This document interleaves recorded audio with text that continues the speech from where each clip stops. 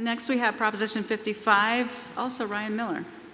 So Proposition 30, you might recall in 2012, increased income taxes on high-income taxpayers and also increased the sales tax rate on all taxpayers.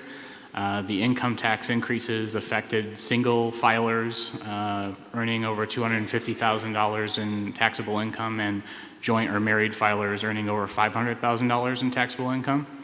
The income tax increases are in effect through 2018. The sales tax increase is in effect through the end of this year, 2016.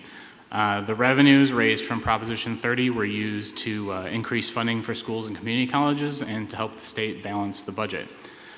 Proposition 55 would extend the income tax increases on high-income earners, but would not extend the sales tax increases. So whether or not Proposition 55 passes, the sales tax increase would expire after this calendar year.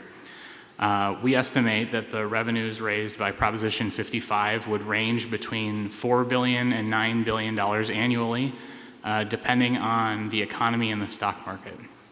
Roughly half of the revenues raised by Proposition 55 would go to schools and community colleges under the state's constitutional minimum funding guarantee for K through 14 education. Up to $2 billion would go to the Medi-Cal program for low-income Californians that Ms. DG discussed earlier. Between about $150 and around $1 billion would go to budget reserves and paying down debts faster under Proposition 2, which was another measure that passed in 2014. And remaining funds, if any, would be available to the legislature for allocation to any state program. Okay.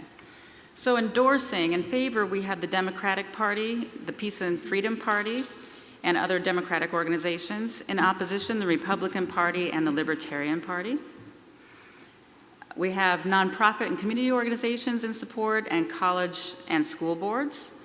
And in opposition, we have taxpayers associations and chambers of commerce. We have public officials, Democratic officials for the most part, and statewide Democratic officials. Newspapers are split. And the spending, we have $49.5 million. Yeah. It makes you want to have a job, making the ads for these people, right? That's where the money is. But it's hospital organizations, teachers associations, and public employee unions for probably obvious reasons. Questions? Everyone remembers Prop 30 well enough that you don't need any new information? Excellent. Okay, let's move on.